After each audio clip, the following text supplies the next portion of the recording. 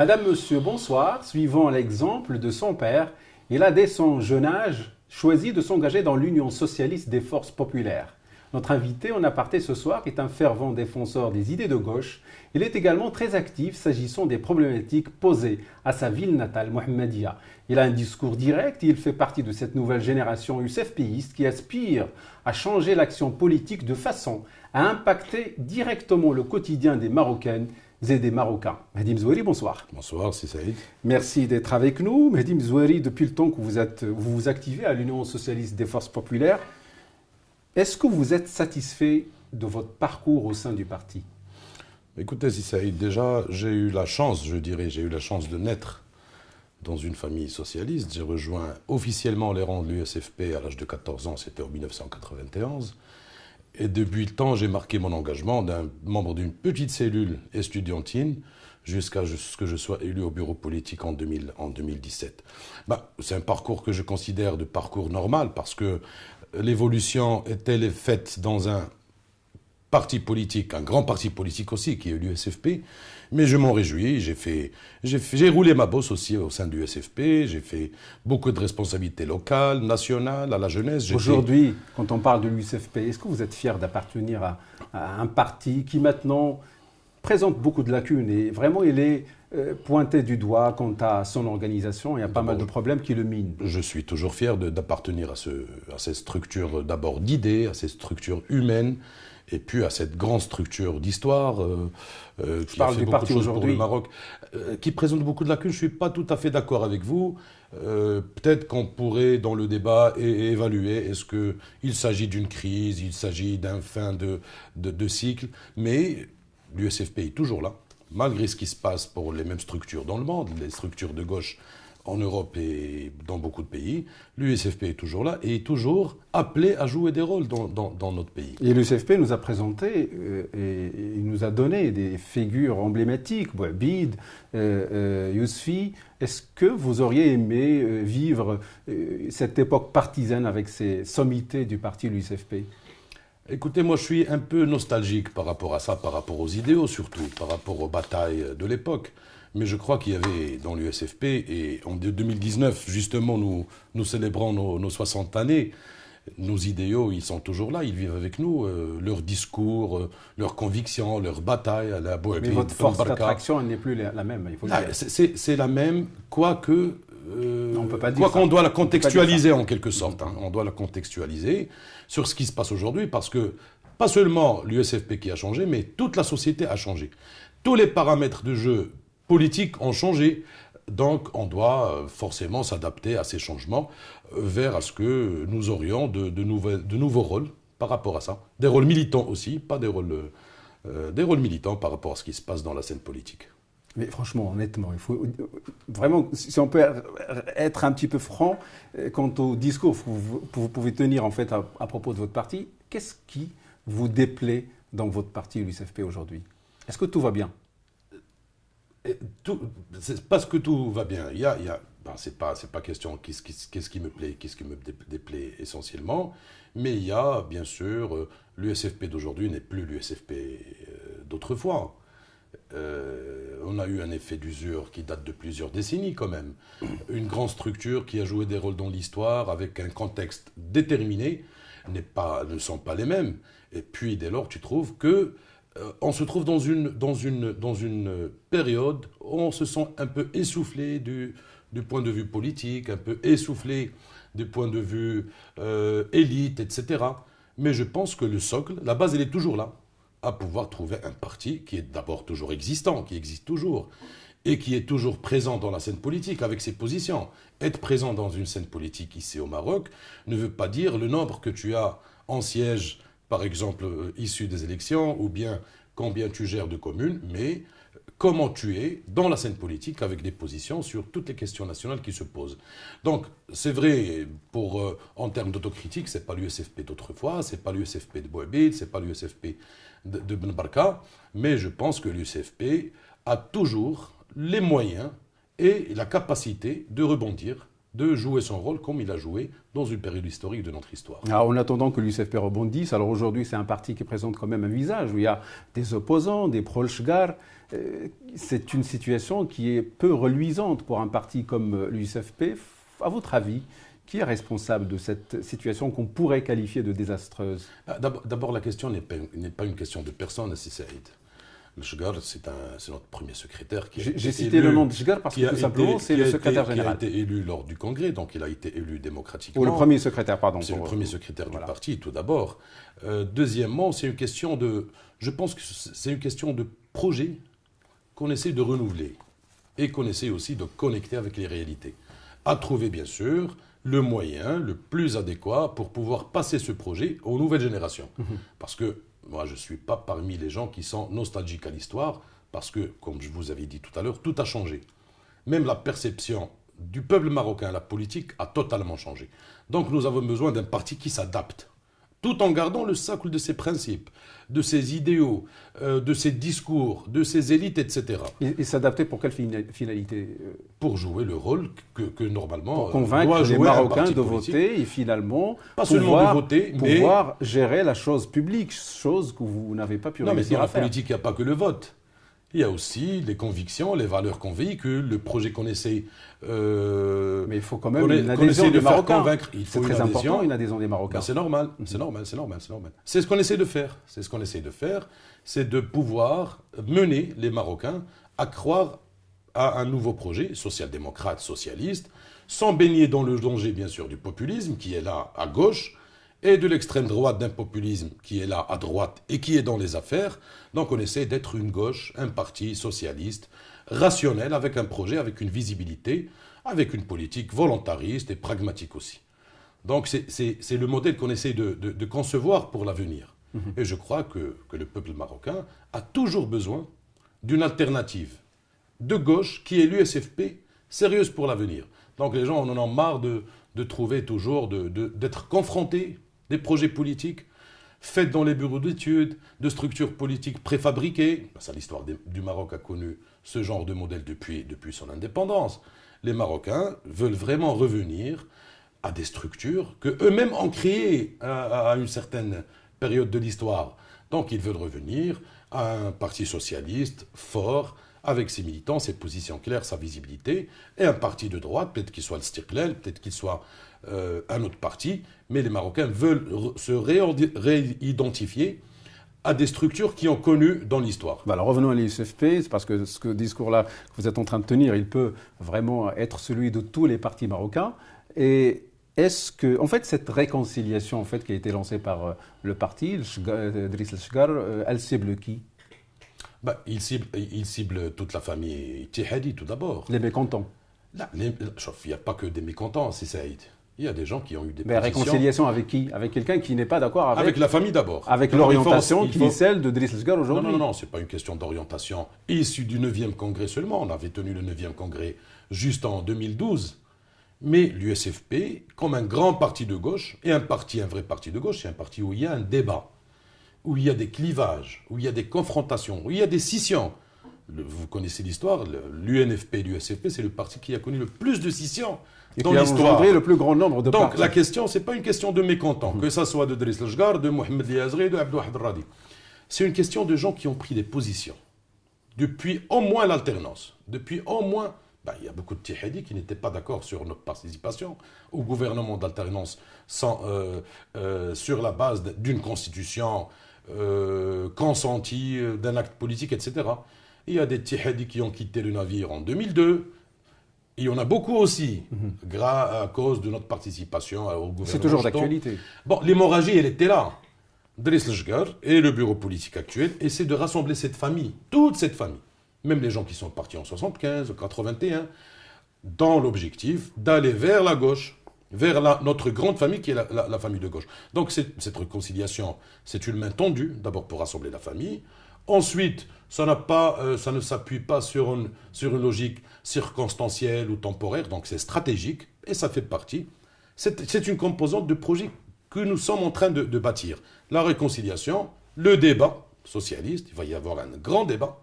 Et après, le congrès qui va donner des résultats je pense que ça va s'impacter. La finalité, c'est le congrès, le 11e congrès national, il va y avoir de l'impact, non seulement de la réconciliation, mais aussi du grand débat de la grande famille socialiste au Maroc. Dans le cadre de cette réconciliation, vous avez rencontré qui? Et quel en a été le bilan? On a rencontré beaucoup de monde. On a rencontré Par exemple nos leaders historiques, Abdelrahman Yousfi, on a rencontré Si Mohamed Liazri, on a rencontré Abdelwahed Radi, Nobir El-Amawi, Latif El-Jbabdi. On est en train de voir nos leaders, c'est Mohamed El-Hababi.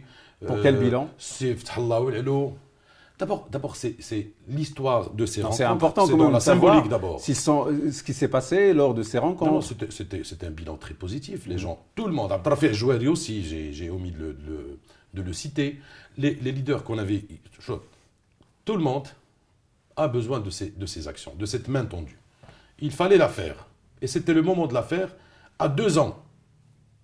Pas des élections, parce que les élections, ça reste une période et ça va passer. À 2 ans du Congrès national, on devait faire cette main tendue.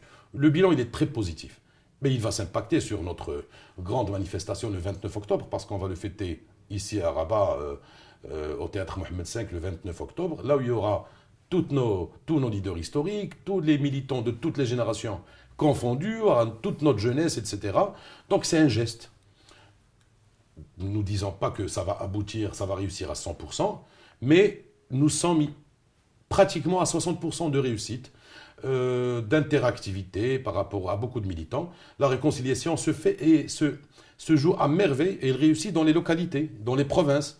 C'est un travail qui se fait tous les jours et je pense que nous sommes dans la bonne voie par rapport à ça. Driss El-Chgar est présenté comme étant les observateurs qui le disent, un des pires en fait secrétaires généraux qui ont pu vraiment guider ce parti. Qu'est-ce que vous en pensez? Être observateur, c'est pas être une agence de notation. Driss El-Chgar, on jugera son bilan après son départ, après surtout pour vous, le 11e congrès. Quel regard portez-vous sur son bilan? Ça reste l'un des premiers secrétaires. Dites-nous ce que vous pensez de son bilan. Honnêtement, d'abord, Driss El-Chgar, c'est un premier secrétaire qui a su garder ses structures vivantes, tout d'abord. Avec toutes les crises qu'a eu le SFP, on pouvait bien venir en 2014, en 2015, les résultats de 2016, à un parti un cadavre à la renverse, comme disait Bernard-Henri Lévy. Donc, on a pu garder cette structure vivante. On a pu garder des structures provinciaux, régionaux, qui sont en activité relativement. Est-ce qu'elle est bonne ou mauvaise? Est-ce qu'elle est d'une vitesse ou d'une autre? Ça, c'est très important. Deuxièmement, c'est quelqu'un qui défend les intérêts du parti devant les autres. Et c'est quelqu'un qui traduit les orientations des organes dirigeants du parti. Il a ses points faibles comme beaucoup d'autres. Et personne n'est parfait. Il est à l'image du parti? Il est à l'image du parti. Voilà. Il est à l'image du parti. Et on dit de lui qu'il n'est pas vraiment bon. Est-ce que le parti n'est pas vraiment bon, forcément bon? Le parti, il est dans une période peut-être de faiblesse.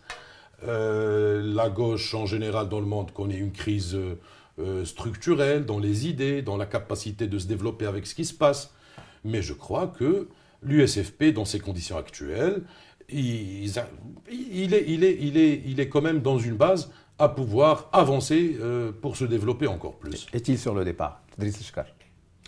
C'est lui-même qui avait annoncé ça lors d'une conférence de presse. Il est sur le départ à échéance. Il l'avait annoncé à maintes reprises. Et c'est pour ça aussi que Driss El-Chgar s'appuie sérieusement sur cette initiative de réconciliation. Il veut laisser un parti réconcilié avec son histoire d'abord. Et puis il veut laisser la grande famille, mais lui, il en fait partie, réconcilié avec un nouveau projet, avec de nouvelles batailles, avec de nouvelles perspectives, avec de nouvelles élites. Qui le remplacera selon vous? C'est le Congrès qui en décidera de ça. C'est clair, oui, mais moi, en fait, ma question serait, est-ce que vous supportez une personnalité connue pour pouvoir prendre les rênes de ce parti? Moi, je suis toujours dans la logique de ne pas personnaliser la chose. Rida Chami? Je supporterai un projet. Rida Chami? Je supporterai un projet et je pourrais vous dire aussi, avant de vous répondre sur la question de Ahmed, que l'USFP, qu'à l'intérieur de l'USFP, tu peux trouver une trentaine de premiers secrétaires. Des gens qualifiés, c'est un parti de cadres. C'est une grande école, l'USFP. Ahmed Reda Chami, il est USFP, il n'a jamais quitté. Il a déclaré même sur les ondes de Midi 1 TV il y a 2 semaines qu'il est là, qu'il donne un coup de main dans la réconciliation, qu'il participe au débat. Ahmed Reda Chami, contrairement à ce que disent ces observateurs, ces agences de notation, c'est un socialiste qui pourrait, s'il le voit, s'il le qualifie lui-même, d'opportun de venir se présenter, de présenter un projet. TV, dans l'émission Shabab Vox, il a quand même quelque part reconnu que peut-être il pourrait être l'homme de la situation lors des prochaines échéances électorales au sein du On choisira demain l'homme du projet. Et Ahmed Reda Chami pourrait porter un projet comme beaucoup d'autres. Vous en avez des hommes de projet? Oui, nous en avons. Moi-même, je pourrais être un homme de projet. Voilà, moi j'allais vous poser la question. Est-ce que vous voyez vraiment Mais je choisirai le moment prendre les rênes de ce pas... parti? Vous êtes quand même jeune, pardon. Relativement jeune. Ah ouais. Relativement jeune. Alors, on joindra un projet novateur qui privilégiera la jeunesse, les projets pour la jeunesse, mais un bon projet social-démocrate. Il faut une certaine clarification. D'accord. Alors, lors du dernier remaniement ministériel, le parti a hérité d'un seul portefeuille ministériel, celui de la justice, trop maigre pour l'USFP. Trop maigre. Sur quels paramètres, sur quelle base d'abord? On parle de l'USFP. D'abord l'USFP. On parle de l'USFP. L'USFP, si ça aide. C'est l'Union socialiste des forces populaires. La réduction du nombre, c'était l'USFP. Lors des négociations du gouvernement 2016, on a présenté un mémorandum au Premier ministre, à l'époque, Sissed Telatibeni, où nous avons demandé d'avoir que 22 ministres. Deuxièmement, la forme rassemblée des secteurs, des départements, c'est à l'USFP, c'est pratiquement ce qui a été maintenu lors de ce remaniement, c'était vraiment ce que nous avions demandé. Alors, il y a d'autres paramètres de négociation. Il y a la règle proportionnelle aussi. L'USFP, c'est un grand parti, avec une grande histoire, avec de grands militants, de grands leaders, etc. Mais dans ces négociations, il y a la règle de la proportionnalité. Et la règle de la proportionnalité, nous le savions d'emblée, que nous avions sur le calcul 1,3. Irrité d'un ministère maigre, moi je suis désolé, je ne considère pas que le ministère de la Justice est un département maigre. Moi je parle du nombre, un seul. Le nombre, c'est la règle de la proportionnalité. On a essayé, quand tu as un seul poste, tu négocies, tu te bats pour en avoir un deuxième. On avait espéré avoir un deuxième poste, mais ça n'a pas été le cas. C'est une négociation avec beaucoup de partenaires, avec le chef du gouvernement. Ça nous a donné ça. Mais je pense que ce remaniement, ça ne va être qu'une préparation à ce qu'il va venir par la suite, en 2021. En espérant, pas seulement les élections, mais les ruptures que Sa Majesté le Roi avait prononcées dans son discours du trône, les grandes politiques volontaristes. Je crois que ce remaniement va seulement préparer. Et je pense qu'il va réussir à essayer de mobiliser un petit peu l'opinion publique, à faire croire aux gens qu'il y a toujours à faire dans la gestion publique. Et cette question d'impopularité, de crise de confiance, je pense que ce remaniement va trouver quelques pistes à résoudre à ces choses. Quoique, qu'on ne peut pas juger les débuts, on jugera ça dans les bilans vers la fin. Le PPS a choisi de quitter le gouvernement parce que peut-être on lui aurait proposé un seul ministère et il a choisi de quitter avant qu'il soit confronté à cette réalité maigre en fait d'un seul ministère. Pourquoi l'USFP n'a pas choisi de faire la même chose? Non mais écoutez, d'abord l'USFP, il a une particularité. C'est que l'USFP, dans la même règle de proportionnalité, il préside la Chambre des représentants. Donc c'est une partie prenante de cette majorité. Faire la schizophrénie d'être dans le Parlement en président et de quitter le gouvernement, on va baigner dans le populisme. On va baigner dans le politiquement incorrect. Pour le PPS, franchement, c'est un parti que je respecte, que j'aime beaucoup. Mais je pense que le plaidoyer qu'avait fait le Diwan-CSI et le comité central, c'était par rapport à des questions politiques, à des questions de visibilité, de période, etc. Donc le fait de dire que pour un ministère ou pas, c'est officieux.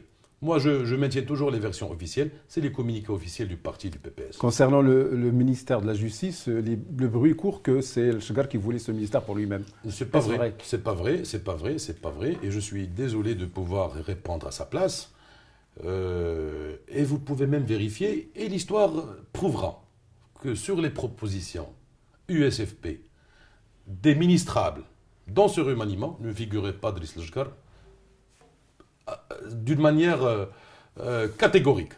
Donc, ça va être prouvé. Il y a une partie de la presse qui essaie d'attaquer l'USFP comme d'habitude, parce que l'USFP ne connaît que des attaques depuis sa création, en disant que le premier secrétaire voulait être ministre, que Flani voulait être ministre, mais je crois que nous avions tenu la procédure dans la transparence totale, en déléguant au premier secrétaire et à notre président du Conseil national le fait de négocier sur un poste que je trouve que c'est un poste qui n'est pas maigre, comme disent quelques-uns. Dernièrement, en fait, il y a quelques jours, la cour d'appel de Mohammedia a annulé l'élection de la présidente de la commune de la ville et sur une plainte qui a été déposée. Et on dit que vous avez retiré votre plainte au départ, en fait, avec le représentant du RNI. Est-ce que c'est vrai? Celui qui avait le droit de déposer la plainte, c'est le candidat qui était en face de la présidente. Moi, je n'avais pas déposé de plainte. Qu'est-ce qui s'est passé alors? Dans la foulée, dans la mobilisation, on a déposé des plaintes au nom des têtes de liste qui étaient opposées au clan PJD. Mais par la suite, il y avait un grand vice de forme. Et puis les choses ont été dans la justice et on a eu le jugement de pouvoir refaire ces élections de président et de bureau. Donc c'est procédural, ça n'a rien à voir de... Je pense que l'enjeu était un enjeu national parce que Mohammedia, c'est la ville où se présentait cette Letchmeni en député, quoi qu'il l'a délaissé totalement. Mais je pense que ça va être géré comme suivant des négociations, des pourparlers, avec un enjeu national aussi, je pense. Alors, je voudrais finir sur le débat sur les libertés individuelles, pardon. Et il y a cette grâce royale qui a profité à Hajar Reisouni, au médecin et aussi à son fiancé. Je parle du fiancé de Hajar Reisouni. Selon vous, est-ce que c'est une brèche pour pouvoir lancer un vrai débat constructif et impactant sur les libertés individuelles? Certainement, parce que déjà une petite remarque par rapport à cette grâce. C'est une grâce c'est un geste qui est très noble, mais qui va tendre vers des fins encore plus nobles. Cette grâce va permettre certainement d'ouvrir le débat, d'accélérer le champ d'action vers à ce que le débat soit ouvert, parce que dans ce débat, il faut aller à deux vitesses. La vitesse réglementaire, déjà, dans le Parlement, il y a le texte qui est là, et les partis politiques, les représentants de la nation, doivent assumer leurs responsabilités par rapport à ça. Et on doit être très clair de quelle modernité parle-t-on au Maroc. Alors, fini la schizophrénie, fini le conservatisme idéologique, fini l'instrumentalisation de la religion dans la politique, etc. Là, on est confronté, on doit voir nos problèmes dans le miroir, on doit se voir dans le miroir. Et de ce fait, il n'y a plus de tabou à désacraliser ces sujets. Donc dépénaliser l'article 490, l'avortement, mais on doit aussi être responsable par rapport à ça. Donc ce n'est pas faire ouvrir la brèche à fond, et ce n'est pas aussi d'être dans le conservatisme, de garder les choses comme elles sont. Donc je pense qu'il faut faire tout de suite, d'abord, ramener le texte qui a été préparé par la Commission royale sur l'avortement, et puis discuter sur les autres problématiques de la vie, de l'intimité, du rôle de l'État, etc. Et je pense qu'il faut tourner la page une bonne fois pour toutes. Et l'article, je reviens, vous avez cité l'article 90, qu'est-ce qu'il faut changer? 490. 490, pardon. Il faut l'annuler carrément. Du code pénal. Il faut l'annuler carrément, parce que même M. Rafiki il est anachronique. A fait un grand plaidoyer ici même sur ce plateau. Il faut l'annuler du fait que... Madame Zasrli aussi, il faut l'annuler dans le fait que l'État, la réglementation, n'a rien à voir dans la vie intime des gens. Dans la vie intime des gens. Et que les relations, c'est ça qu'on appelle être en route vers un État laïque. Un État laïque, ça ne doit pas faire peur aux gens. Un État laïque, c'est là où on sépare. Mais c'est là où on vit. La démocratie, c'est la démocratie. La mosquée, c'est la mosquée. Et la vie humaine, c'est la vie humaine. Donc on doit pas avoir... Est-ce que les Marocains sont prêts les Marocaines surtout, hein, il y a les Marocains et les Marocaines, il faut poser la question de cette façon. Est-ce qu'ils sont prêts, Marocains et Marocaines, à ce changement capital? C'est pour ça que je vous ai dit qu'il faut aller à deux vitesses. La première vitesse, c'est de réformer le réformable tout de suite, qui ne va pas causer des préjudices. Et l'autre vitesse, c'est d'ouvrir un débat. C'est d'ouvrir un débat, c'est pas sur rocade, mais un débat responsable sur l'avenir. Et il faut être progressif par rapport à beaucoup de questions. Là, il y a des gens qui posent le tas dans cette atmosphère. Je pense qu'il ne faut pas être trop opportuniste. Nous avons une société, un conservatisme qui est idéologique, institutionnalisé. Je ne parle pas seulement du PJD. Et il y a un conservatisme qui est dans la société, qui est d'emblée dans notre société. Donc, il faut faire les choses à deux vitesses. Et puis, nous avons des institutions qui sont capables de faire ça. Nous avons un chef de l'État qui joue aussi le rôle du commandeur des croyants, qui a un rôle très important à jouer dans ces problématiques. Voilà, c'est la fin de ce 3e numéro d'On Aparté. Mehdi Mzoueri, merci. Merci beaucoup, Saïd. Madame, Monsieur, merci de nous avoir suivis. Au revoir.